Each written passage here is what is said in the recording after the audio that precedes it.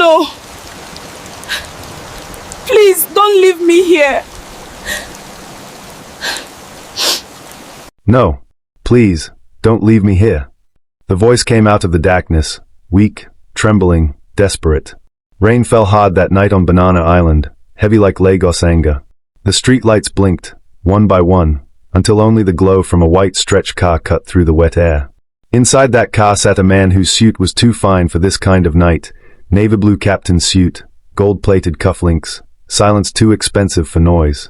Joon-woo had just finished inspecting one of his new project sites, a Billionaire construction rising by the lagoon.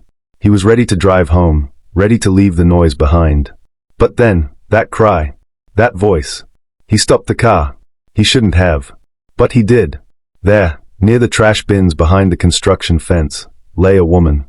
Her wrapper was torn, her feet bare, her face half covered in mud. One hand clutched her stomach, swollen, round, trembling. She was not dirty, she was desperate. She was not weak, she was waiting. She was not broken, she was breathing. Han's driver muttered, "Oga, Abig leave her. You know who she be." But Han had already stepped out. Rain hit his face. His leather shoes sank into mud.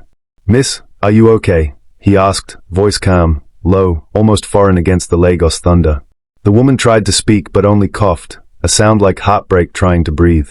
"Please," she whispered. "Don't let them find me." "Hello, family. Before we go deeper, please, pause for a moment. If you love stories of mercy, redemption, and second chances, kindly subscribe. Your support keeps these stories alive and helps us share hope across the world. Tell us in the comments where you're watching from, Lagos, Seoul, Nairobi, London. We're one family here. All right, let's continue. Han bent beside her. His raincoat brushed the wet ground. The smell of smoke, mud, and faint blood mixed in the air. Her eyes fluttered open, brown like old honey, scared but proud. "My name's Amora," she said, though her voice broke on the second syllable. "Don't talk," Han replied softly. "You need help." He called out to his assistant, Daniel Park, who came running with an umbrella. "Sir, this is madness," Daniel whispered. "We can call the police." "No," Han said firmly. "We take her." And that was how everything began, not with a kiss, not with music, but with a decision in the rain. They drove through the empty roads of Ikoyi, water slapping against the windshield, Lagos neon lights melting across the glass. Inside the car, silence stretched like a prayer. Amora leaned her head against the window, breathing shallowly. Every now and then, she murmured something, names maybe, or apologies, and didn't understand them, but he felt them. "She's pregnant, sir," Daniel said finally. Han just nodded. He didn't know why he cared. Maybe it was her eyes. Maybe it was fate. Maybe it was the way she still tried to sit upright even while shaking. At the gate of his Banana Island mansion, Mrs. Ijeoma, his elderly Nigerian housekeeper, appeared with a torchlight. "Ah, Oga Joon-woo. Wetin be this? Who be this woman?" "Help me get her inside," Han said simply. The mansion smelled of citrus polish and quiet money. The floors gleamed like mirrors. Mrs. Ijeoma brought warm towels. Daniel called Dr. Hassan, the family physician. Within minutes, the calm efficiency of wealth met the chaos of survival. They laid Amara on a sofa, wrapped her in a white blanket. Steam rose from her skin as the rainwater dried. Dr. Hassan arrived, yawning but alert. "Dehydration. Exhaustion.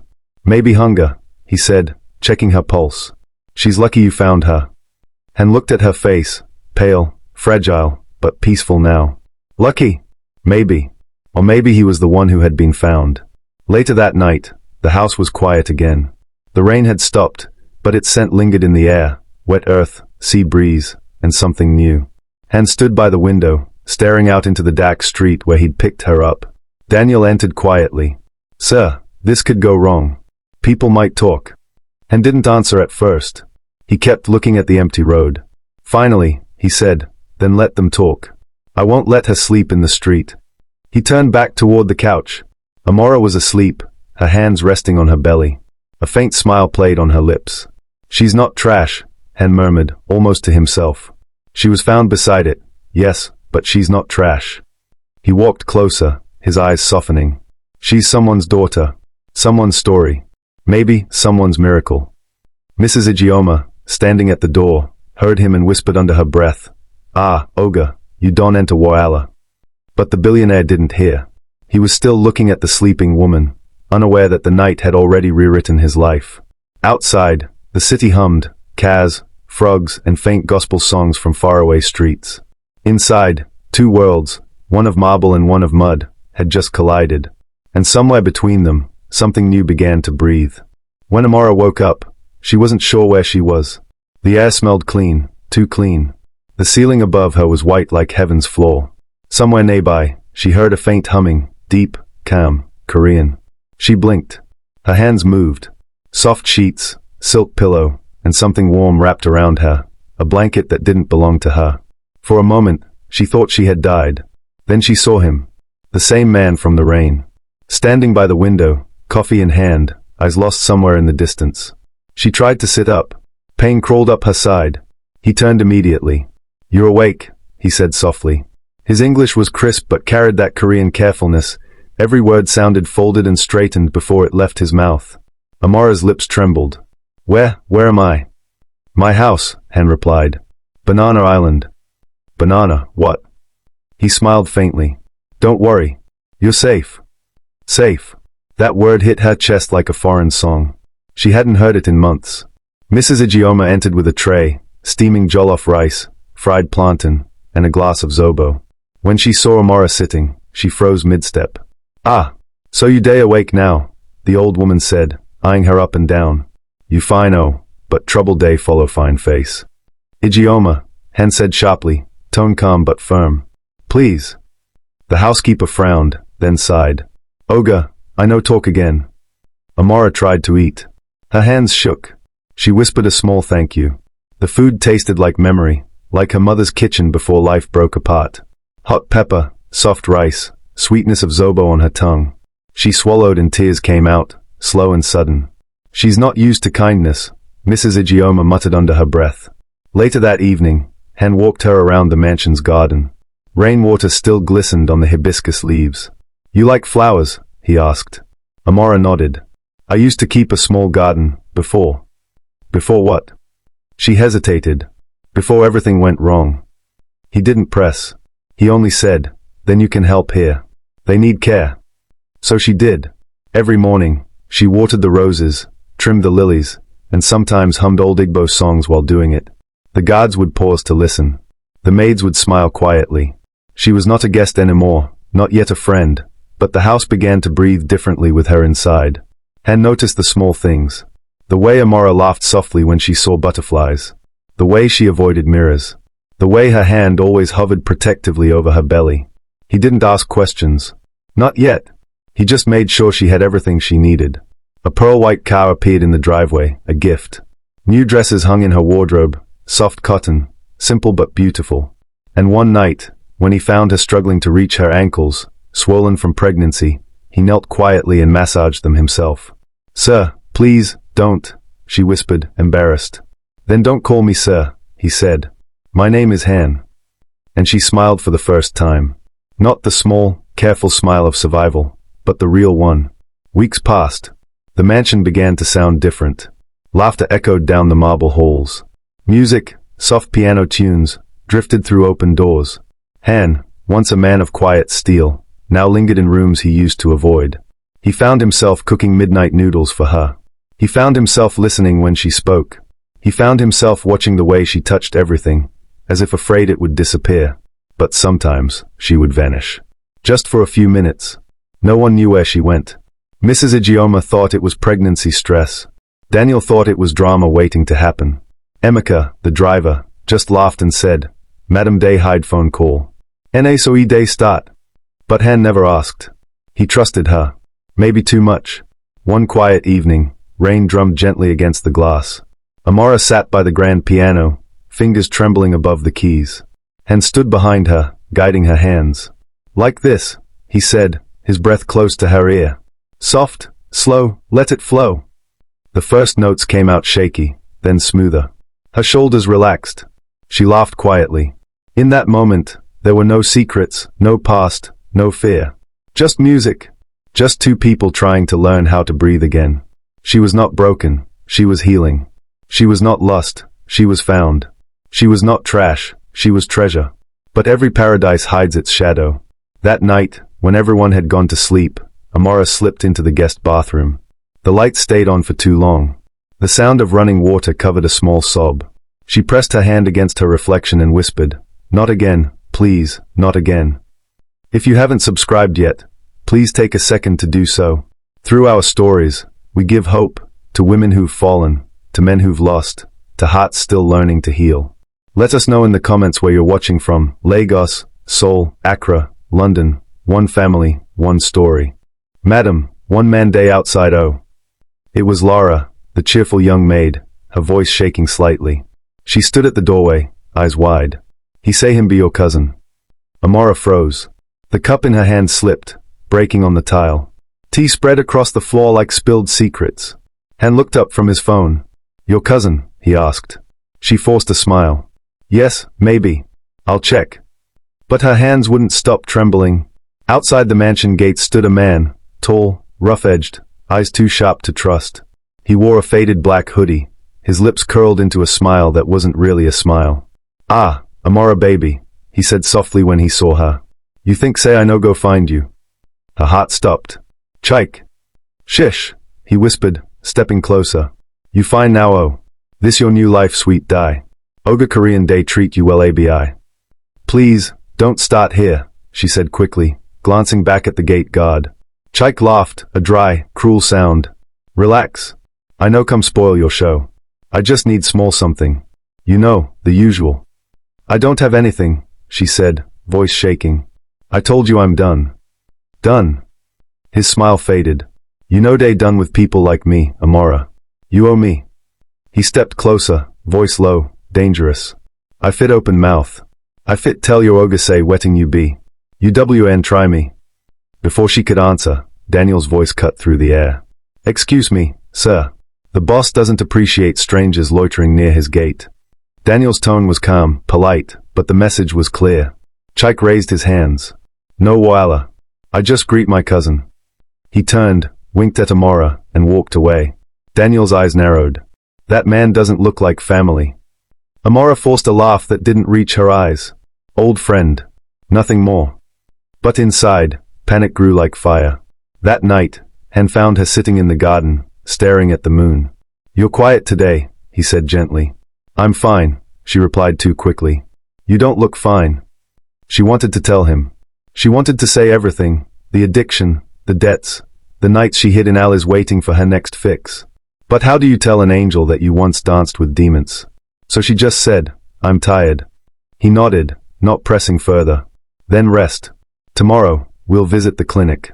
Dr. Hassan will check on you and the baby." The baby.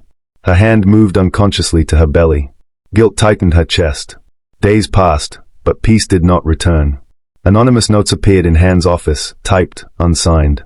"She's lying to you. You don't know who she really is." Daniel brought them to Han, concerned. "Sir, this woman might destroy everything you've built." Han shook his head. "She's not like that." But at night, he found himself rereading the notes. He didn't believe them, not fully, yet something inside him whispered, what if? A week later, Han's ex-girlfriend Jia arrived from Seoul. Perfect hair, diamond earrings, confidence wrapped in perfume. When she saw Amara by the piano, barefoot and glowing, her smile turned sharp. "So this is her?" Jia said, tilting her head. "Another charity project." "Jia," Han warned. "Oh, relax," she said sweetly. "I'm just surprised. I thought you were saving Lagos, not rescuing strays." Amara's face burned. But she didn't speak.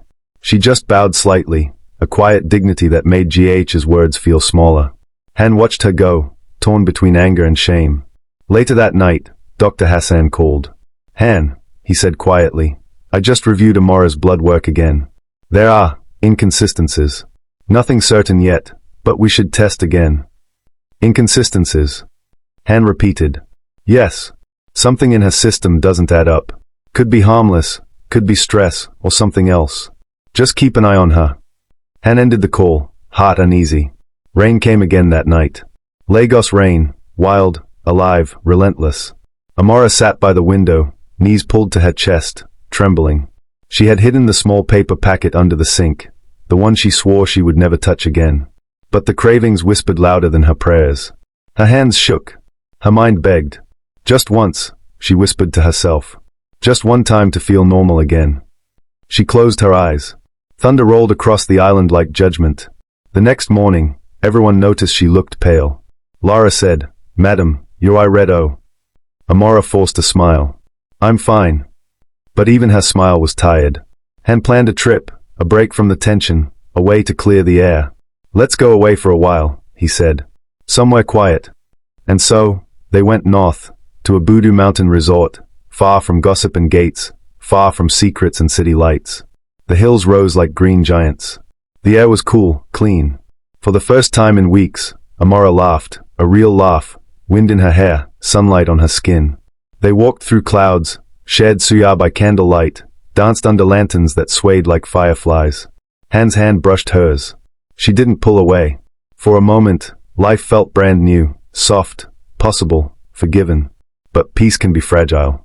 That night, as rain tapped gently on the window, she went to the bathroom. Minutes passed. Then silence. Then a sound, a crash. Han rushed in. Blood. So much blood. Amora lay on the cold tiles, her face pale, her lips trembling. "Han," she whispered. "I'm sorry." And the night answered with thunder. If you haven't subscribed yet, please take a moment to do so. Through these stories, we share courage, for those battling their shadows, for those learning to love again. Tell us in the comments where you're watching from. Together, we keep hope alive. The hospital room smelled of antiseptic and sorrow. Machines beeped softly, too calm for the storm that had just broken. Han sat beside her bed, eyes empty, shirt still stained with her blood. Outside, Lagos rain refused to stop, heavy, relentless, like the sky itself was mourning. Dr. Hassan entered quietly, holding a white envelope. His face looked older than yesterday. "Han," he began, voice low. "The results are back." Han took the envelope without a word. He opened it. He read once. Then again. Then again. His fingers froze. His throat tightened. Inside those few printed lines lay the truth. Narcotics detected. For a long time, no one spoke. Only the rain filled the silence. When he finally looked up, his eyes were no longer soft. They were wounded steel. "She promised me," he said quietly. Dr. Hassan sighed. "Addiction doesn't vanish overnight, Han. It's not weakness. It's a war." "A war she didn't tell me she was fighting," Han replied. He stood, his voice low but trembling. "She lied to me. She lied to our child." When Amora woke, she felt it instantly, the emptiness inside her. Her belly was flat. Her heart was not. She turned and saw him sitting by the window, staring at nothing. Tears burned her eyes. "Where's my baby?" Han's jaw tightened. "Gone." She gasped, pressing her hands to her stomach. "No, no, no, please, tell me," he turned sharply. "You killed our child, Amora." The words hit her like lightning. She shook her head. "No, I didn't, I swear. You swore you wanted a new life," he cut in, voice breaking. "And I believed you." Her tears came faster. "I did, Han. I tried. I just couldn't fight the old life fast enough." He stared at her, eyes full of pain and disbelief. "I gave you peace," he said, voice low. "And you fed our child poison." The rain outside grew louder, pounding against the hospital windows. Even heaven seemed angry. He left without another word. Daniel followed quietly, shaking his head. Mrs. Ijeoma, who had come to the hospital to pray, stood by the door wiping her eyes.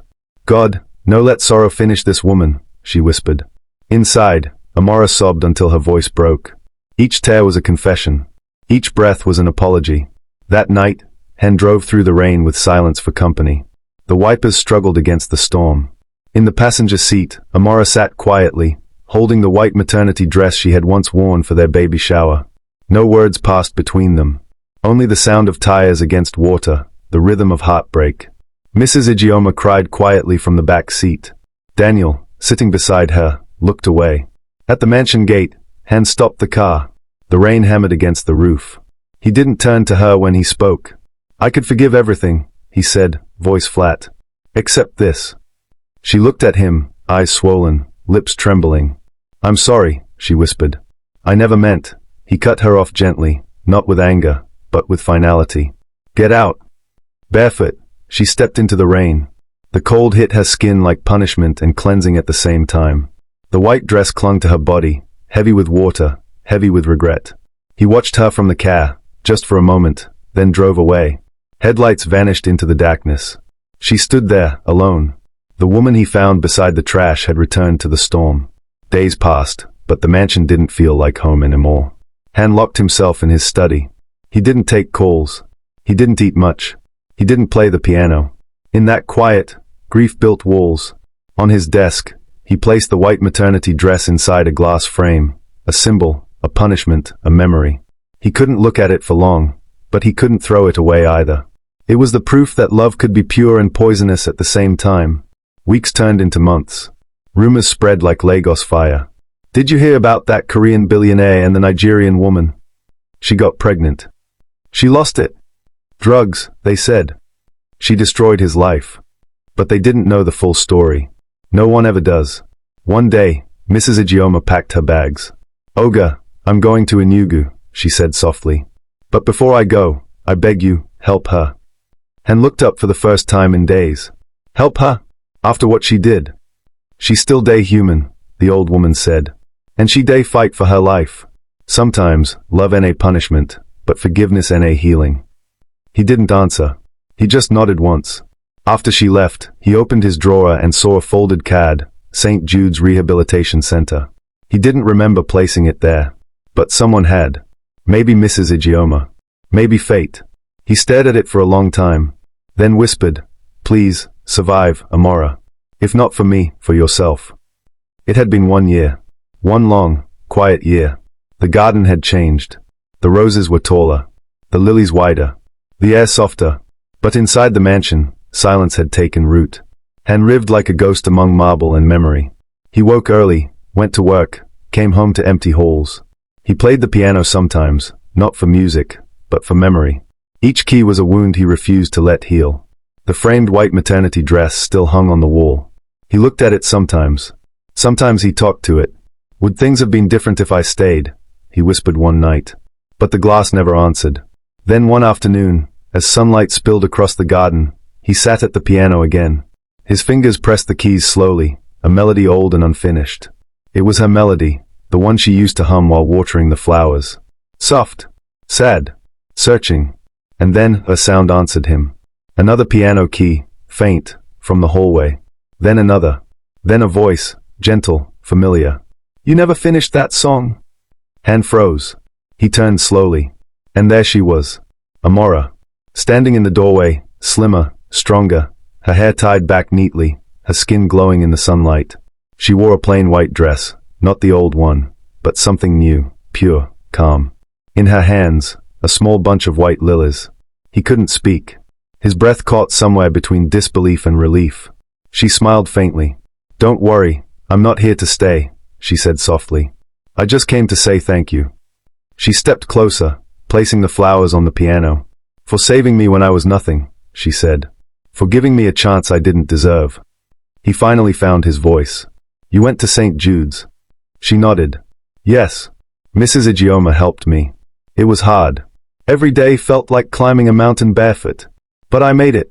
He looked at her, her eyes, steady and clear. "No more lies." "No more lies," she said. There was a silence between them, not awkward, not heavy, just full. A silence that carried peace. They walked into the garden together. The same garden where they had once laughed, argued, and dreamed. Now, it was alive again. Butterflies, sunlight, the smell of rain from far away. Han smiled quietly. "You found your music again." Amora looked up, eyes bright. "Because you taught me silence first." They reached the spot near the old hibiscus bush, the one they had planted together that first week. It was blooming wildly now, red, proud, unstoppable. She knelt and touched the petals gently. "Life doesn't always go how we planned," she said. "But it still grows." They went inside. She saw the framed white dress hanging on the wall. For a moment, she just stood there, eyes glistening. Then she said softly, "Keep it there. It reminds us that love isn't always perfect, but it still mattered." Han looked at her, the woman he had once loved, lost, and found again. He didn't invite her to stay. And she didn't ask to. Some loves are too sacred to force. Some stories are better left open. At the door, She turned once more. Han, she said gently. He looked up. If someday you still play our song, she whispered, I'll know you haven't forgotten. He smiled, eyes wet. Maybe someday. She nodded, then walked away, into the sunlight, into a world that was finally hers. The door remained open behind her. The air felt lighter. Hope walked out, but peace stayed behind. As Maya stepped into the hallway, the gentle smile she had forced for Daniel slowly faded. Her eyes hardened, her lips tightening into something colder, sharper. She reached into her purse, pulled out her phone, and dialed a number she had memorized but never spoken aloud. The line clicked once, then a quiet voice answered, You've made contact. Maya's tone changed completely, no trace of the soft-spoken doctor, no hesitation. Yes, she said flatly. He trusts me again. A pause. Then she added, her voice low and steady, It's time we move to phase 2. I'll pay him back for everything he did to me that night. The call ended. The phone slipped back into her purse. And as she walked away, the rain began again, soft, deliberate, and cold. Hello family.